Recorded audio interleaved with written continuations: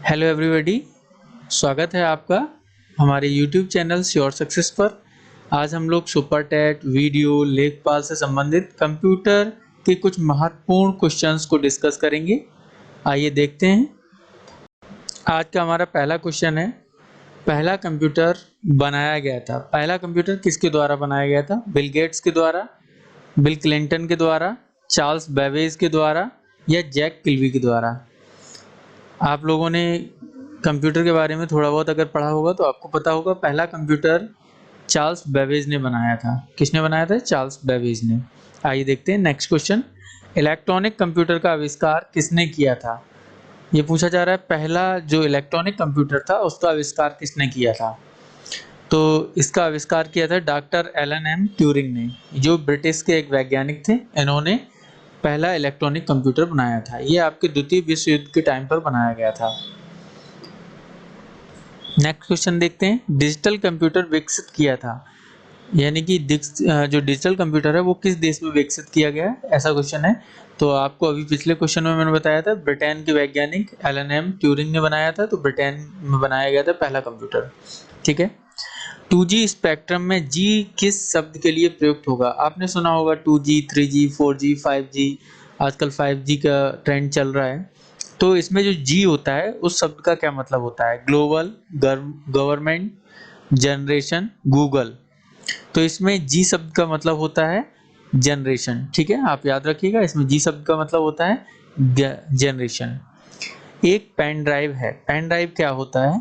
एक द्वितीयक भंडारण इकाई, एक द्वितीयक चुंबकीय भंडारण एकक, एक हटाई जाने वाली द्वितीयक भंडारण एकक, इनमें से कोई नहीं। तो एकक का मतलब इकाई से ही होता है, तो एक द्वितीय भंडारण इकाई है, ये तो सही है। तो यहाँ पर हमें सबसे एप्रोप्रिएट जो ऑप्शन है वो चूज करना होता है।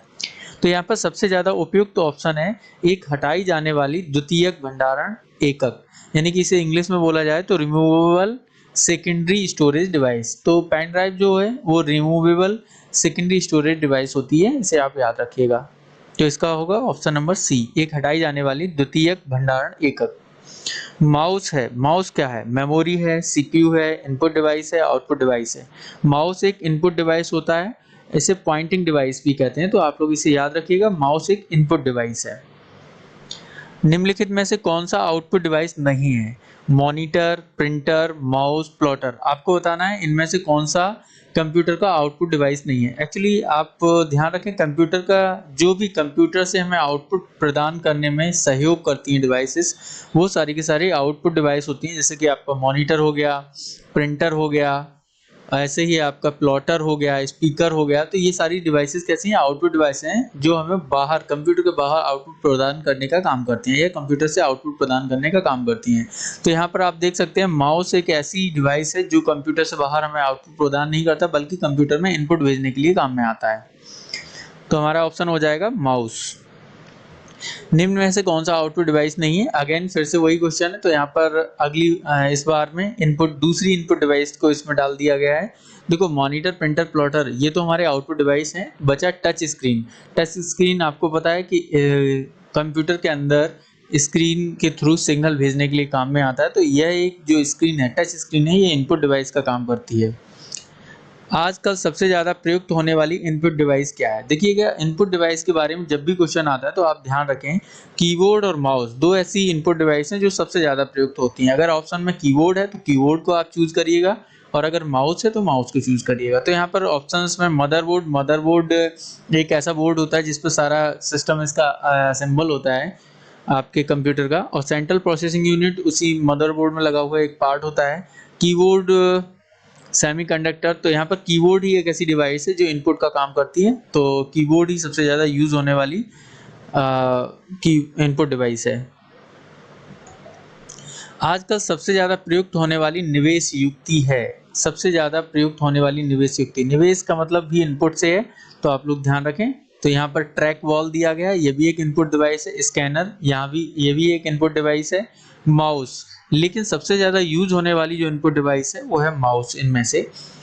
तो आपको ध्यान रखना है, तो यहाँ पर ऑप्शन हो जाएगा हमारा माउस सही। कंप्यूटर में प्रयुक्त होने वाले माउस की बॉडी लगभग 50 वर्ष पूर्व बनाई गई थी।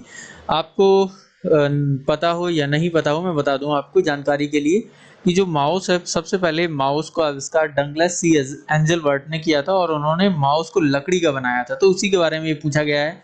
तो एल्यूमिनियम का बना हुआ था, प्लास्टिक की बनी हुई थी, लोहे की बनी हुई थी, इनमें से किसी की नहीं बनी हुई थी, केवल लकड़ी की बनी हुई थी। तो आप ध्यान रखें, जो पहला माउस था उसकी बॉडी जो बनाई गई थी वो लकड़ी की बनी हुई थी। माउस को 2 बार क्लिक करने पर सूचना जाती है। माउस को अगर 2 बार लेफ्ट क्लिक करते हैं तो वो सूचना हमारे सीपीयू में चली जाती है। आपको ये ध्यान रखना है। यहाँ पर ऑप्शन में डॉक्यूमेंट दिया गया है, वीडियो कार्ड दिया गया है, हार्ड ड्राइव दिया गया है, सीपीयू दिया गया है, तो इसमें सीपीयू में जाएगा। ठीक है। कीबोर्ड को सीपीयू से कनेक्ट करने के लिए किस पोर्ट का उपयोग किया जाता है? कीबोर्ड से सीपीयू को कनेक्ट करने के लिए पहले हम ऑप्शन पे ध्यान दे लेते हैं, फिर उसके बाद बात करते हैं। यहाँ पर ऑप्शन दिया गया है यूएसबी पोर्ट और PS2 पोर्ट, VGA पोर्ट, प्रथम 2। तो आपको ध्यान देना है, यहाँ पर जो कीबोर्ड और माउस होते हैं वो दोनों या तो PS2 पोर्ट से जुड़े होते हैं या फिर USB पोर्ट के थ्रू जुड़े होते हैं। तो यानी कि इसके जो 2 ऑप्शन है, प्रथम 2, वो दोनों के दोनों सही हैं। यहाँ पर आपको PS2 और USB दोनों प्रकार के कनेक्टर दिखाए गए हैं। ये दोनों प्रकार के कनेक्टर माउस को और कीबोर्ड को कनेक्ट करने के लिए यूज में आते हैं। PS2 कनेक्टर के लिए आपको मदरबोर्ड में जो कनेक्टिंग के लिए पॉइंट होते हैं, वहाँ पर आपको ये PS2 और USB दोनों प्रकार के कनेक्टर मिलते हैं। इसके अलावा और भी कई कनेक्टर होते हैं, जैसे आपके सीरियल पोर्ट कनेक्टर होता है, एक पैरेलल पोर्ट कनेक्टर होता है, एक RJ45 कनेक्टर भी लगा होता है। तो आप अगर कंप्यूटर का जो कंप्यूटर यानी कि CPU बॉक्स होता है, उसके पीछे जब ध्यान से देखेंगे तो कुछ कनेक्टर्स आपको दिखाई देंगे। आपको यहाँ पे बता दूं, PS का फुल फॉर्म होता है प्ले स्टेशन और 2 इसके वर्जन को डिनोट करता है, तो PS2 यानी कि प्ले स्टेशन 2। USB का फुल फॉर्म होता है यूनिवर्सल सीरियल बस, इसको आप ध्यान रखिएगा। USB का फुल फॉर्म होता है यूनिवर्सल सीरियल बस। ये आपके एग्जाम के पॉइंट ऑफ व्यू से महत्वपूर्ण है, आप इनको ध्यान जरूर रखें। चलिए नेक्स्ट क्वेश्चन देखते हैं। साधारण शब्दों में नेटवर्कों का नेटवर्क कहलाता है। नेटवर्कों के नेटवर्क को क्या कहा जाता है? वेबनेट, इंट्रानेट, इंटरनेट, थर्मानेट। तो आपको बता दूं, इंटरनेट नेटवर्क ऑफ नेटवर्क्स कहलाता है, यानी नेटवर्कों का नेटवर्क होता है। तो आपको ध्यान रखना है, इंटरनेट को नेटवर्कों का नेटवर्क कहा जाता है, क्योंकि ये बहुत सारे छोटे छोटे नेटवर्क से मिलकर एक बड़ा सा नेटवर्क बना होता है। सबसे धीमी इंटरनेट कनेक्शन सेवा कौन सी है? सबसे धीमी इंटरनेट कनेक्शन सेवा के बारे में बताना है। यहाँ पर सारे इंटरनेट कनेक्शन की टाइप दिए गए हैं: digital subscriber line, dial up service, leased line, cable modem. तो सबसे जो धीमा चलने वाला कनेक्शन है वो डिजिटल सब्सक्राइबर लाइन है, आपको ध्यान रखना है। नेक्स्ट, प्रथम पृष्ठ जिसे आप सामान्यतः वेबसाइट पर देखते हैं कहलाता है। आप किसी भी वेबसाइट का जो मुख्य पृष्ठ देखते हैं उसे क्या कहा जाता है? गृह पृष्ठ, मुख्य पृष्ठ, प्रथम पृष्ठ, पताका पृष्ठ। तो जो फर्स्ट पेज होता है किसी भी वेबसाइट का, उसे हम अमूमन होम पेज कहते हैं। होम पेज को हिंदी में बोला जाएगा गृह पृष्ठ। तो आपको ध्यान रखना है, उसका गृह पृष्ठ कहलाता है। इंटरनेट सिस्टम निम्न में से किस तकनीकी का प्रयोग करता है? यहाँ पर ये पूछा गया है, इंटरनेट सिस्टम जो होता है वो किस प्रकार से कनेक्शंस को हैंडल करता है, किस प्रकार के कनेक्शन रहता है। देखिए, कनेक्शन के आधार पर इनकी फिजिकल लेआउट और लॉजिकल लेआउट को हम टोपोलॉजी बोलते हैं। जो कनेक्शन का फिजिकल या लॉजिकल लेआउट होता है उसे टोपोलॉजी कहा जाता है। और यहाँ पर कुछ टोपोलॉजीज के नाम दिए गए हैं: बस topology, ring topology, star topology, tree topology. तो जो इंटरनेट होता है वो ट्री टोपोलॉजी को फॉलो करता है। आइए थोड़ा सा इन टोपोलॉजी के बारे में जान लेते हैं। जैसे सबसे पहले हम ट्री टोपोलॉजी के बारे में ही जान लेते हैं। ट्री टोपोलॉजी में आप यहाँ पर देख रहे हैं कि जो डिवाइसेस हैं वो एक लंबी दूरी रूट के साथ लंबी दूरी से कनेक्टिंग होते चले आते हैं, यानी कि लोकल नेटवर्क फिर एक अन्य नेटवर्क से जुड़ा होता है, फिर एक अन्य नेटवर्क से। ये यहाँ पर थोड़ा सा दिखाया गया है। इसी तरीके से और बहुत ही ब्रॉड एरिया में होता है, यानी कि छोटे छोटे जो लोकल एरिया नेटवर्क्स होते हैं उनको जोड़ जोड़ के एक बड़ा सा ट्री सा बन जाता है, फाइनली एक ट्रंक के रूप में तैयार हो जाता है। उसे बोलते हैं हम ट्री टोपोलॉजी। बस टोपोलॉजी की बात करें तो ये हमेशा लोकल एरिया नेटवर्क बनाने के लिए काम में आता है, ये लैन को बनाने के लिए काम में आता है। इसमें हम एक बेस केबल रहता है, बेस केबल के साथ कंप्यूटर्स को, नोड्स को जोड़ दिया जाता है। कंप्यूटर या जो भी डिवाइसेस को जोड़ना है उनको जोड़ दिया जाता है, जिससे एक बस टोपोलॉजी बन जाता है। इसमें एक बेस वायर होता है, इसी के अकॉर्डिंग इसे बस टोपोलॉजी भी कहा जाता है। इसके बाद बात कर लेते हैं रिंग टोपोलॉजी की। तो रिंग टोपोलॉजी में एक्चुअल में ज़रूरी नहीं है कि वो रिंग फॉर्म में ही कंप्यूटर को रखा जाए, जैसा कि यहाँ पर दिख रहा है, या फिर बिल्कुल एक जिसे हम लोग रिंग बोलते हैं सर्कुलर रिंग के टाइप में रखा जाए, ऐसा कोई ज़रूरी नहीं है। बस इनका कनेक्शन का लेआउट ऐसा होना चाहिए, यानी कि लॉजिकल रिंग बननी चाहिए। पहला, एक कंप्यूटर अपने पड़ोस के 2 कंप्यूटर से डायरेक्टली जुड़ा होना चाहिए, जैसा कि इसमें दिखाया गया है। तो यही रिंग टोपोलॉजी में होता है। रिंग टोपोलॉजी भी लोकल एरिया नेटवर्क के लिए काम करती है। यहाँ पर स्टार टोपोलॉजी आपको दिखाया गया है। स्टार टोपोलॉजी में एक सेंट्रल डिवाइस होती है जिसे हम हब कहते हैं, और बाकी की डिवाइस सेंट्रल डिवाइस से डायरेक्टली जुड़ी होती हैं। और ज़्यादा डिटेल में अगर आपको टोपोलॉजी के बारे में जानना है तो आप यस लिखकर कमेंट करें, जिससे कि हम आपको नेक्स्ट वीडियो में सारे के सारे जो भी टोपोलॉजीज होती हैं उनके बारे में डिटेल इन्फॉर्मेशन दे सकें। नेक्स्ट क्वेश्चन देखते हैं, इंटरनेट कार्य करता है। इंटरनेट किस पर कार्य करता है? केवल सर्किट स्विचिंग पर, केवल पैकेट स्विचिंग पर, दोनों पर, इनमें से किसी नहीं। देखिएगा, सर्किट स्विचिंग का यूज ऑडियो यानी कि टेलीफोन में किया जाता है, जो टेलीफोन के लिए यूज होता है, जिसमें ऑडियो जाता है। लेकिन अगर हम इंटरनेट की बात करें तो इंटरनेट पैकेट स्विचिंग का यूज करता है। तो आपको ध्यान रखना है, इंटरनेट पैकेट स्विचिंग पर वर्क करता है। ब्लूटूथ के संबंध में सही नहीं है। आपको यहाँ पर ध्यान देना है, क्वेश्चन में ये पूछा गया है कौन सी चीज ब्लूटूथ के संबंध में सही नहीं है। सही है वो नहीं ढूंढना है, आपको ये बताना है कौन सा गलत है ब्लूटूथ के संबंध में। ठीक है, 2.4 गीगाहर्ट्ज रेडियो आवृत्ति के परास का उपयोग करता है, बिल्कुल करता है। 2.4 गीगाहर्ट्ज रेडियो आवृत्ति का यूज किया जाता है। यह केवल वायरलेस लैन में प्रयुक्त होता है। यह केवल वायरलेस लैन में प्रयुक्त होता है, ये भी सही है, क्योंकि वायरलेस लैन ही बनाया जा सकता है, ज़्यादा दूरी तक ये काम नहीं करते हैं। इसका उपयोग कर रहे उपकरण दृष्टिगत होने चाहिए। आपने देखा होगा ब्लूटूथ जो डिवाइस दो ब्लूटूथ का यूज करती हैं, उनका ज़रूरी नहीं है कि वो एक दूसरे के बिल्कुल सामने रखी हों, वो थोड़ा इधर उधर भी होंगी, फिर भी वो कनेक्ट रहेंगे, जैसा कि आजकल के ऑडियो डिवाइस वगैरह में आप देखते ही हैं। तो यहाँ पर यही वाला ऑप्शन गलत है।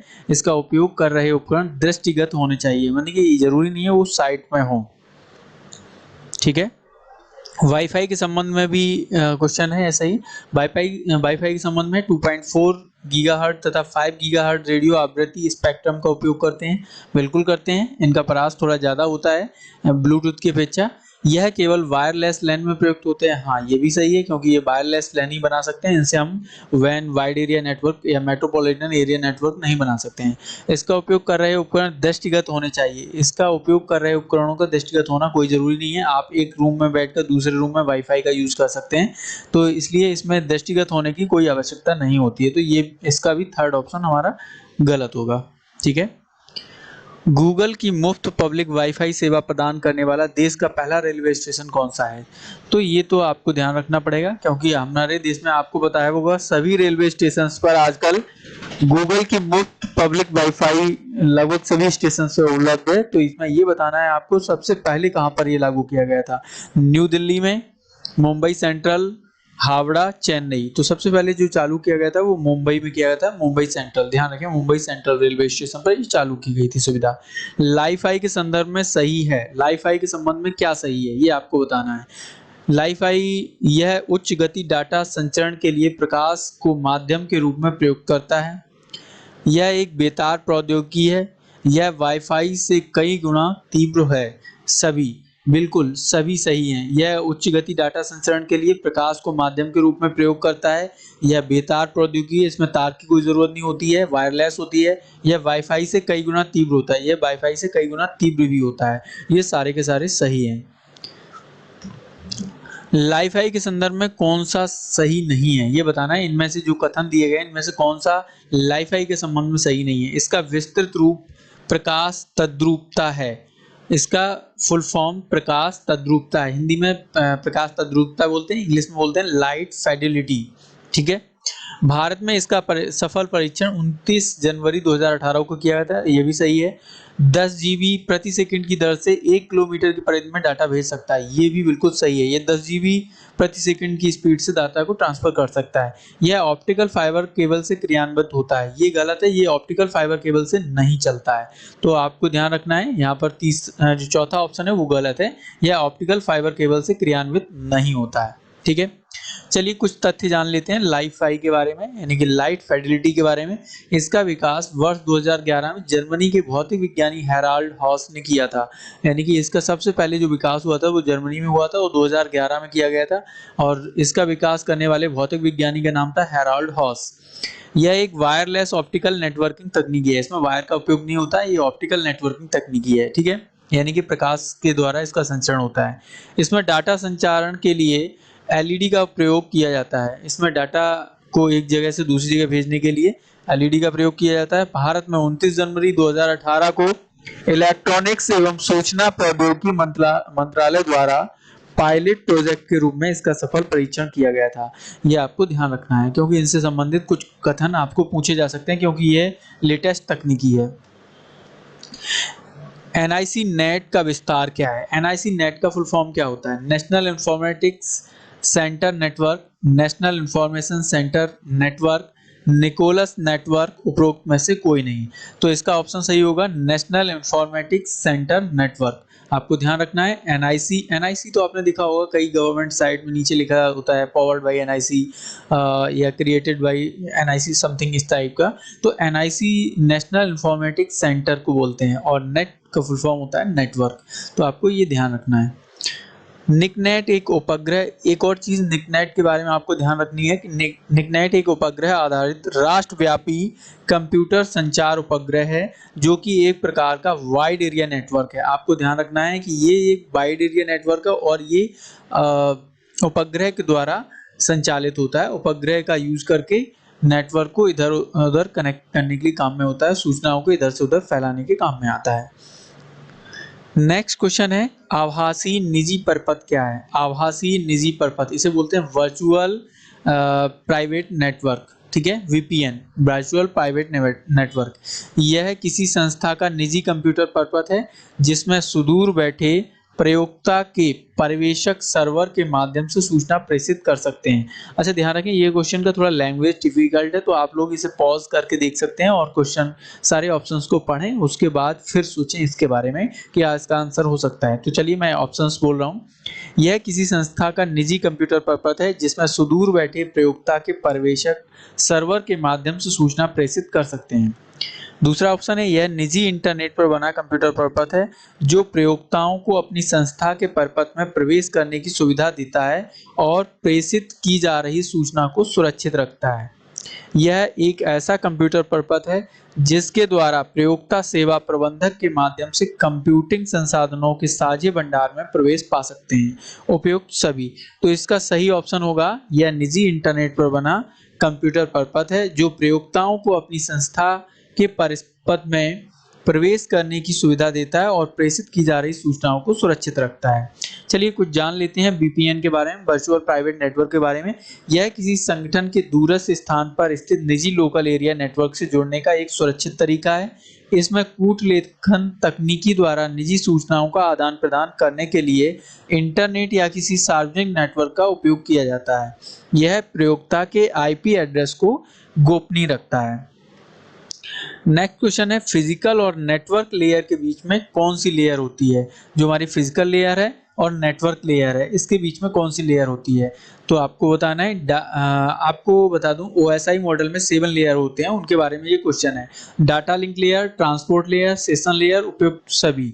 तो आपको ये बताना है कि कौन सी लेयर फिजिकल लेयर और नेटवर्क लेयर के बीच में आती है। तो फिजिकल लेयर और नेटवर्क लेयर के बीच में आने वाली लेयर का नाम है डाटा लिंक लेयर। यहाँ पर आप देख सकते हैं, यहाँ पर इसका एक प्रेजेंटेशन दिया गया है। फर्स्ट नंबर की जो लेयर होती है वो होती है फिजिकल, फिर उसके बाद डाटा लिंक लेयर, फिर नेटवर्क लेयर, थर्ड, फोर्थ होती है ट्रांसपोर्ट लेयर, और फिफ्थ होती है सेशन लेयर, उसके बाद presentation layer, then application layer. तो आपको ये सातों लेयर के बारे में ध्यान रखना है। सबसे ऊपर की लेयर होती है एप्लीकेशन लेयर, यह यूजर से डायरेक्टली कांटेक्ट करती है, और फिजिकल लेयर का कनेक्ट डायरेक्टली मशीन से होता है, जो मशीन से आने वाले सिग्नल्स को हैंडल करती है। वीडियो में एंड तक बने रहने के लिए आप लोगों को बहुत बहुत धन्यवाद। आप लोग और भी ऐसे ही क्वेश्चंस चाहते हैं तो आप कमेंट करें, मैं आपको नेक्स्ट वीडियो में और भी कुछ ऐसे ही महत्वपूर्ण क्वेश्चंस के साथ मिलूंगा। तब तक के लिए नमस्कार।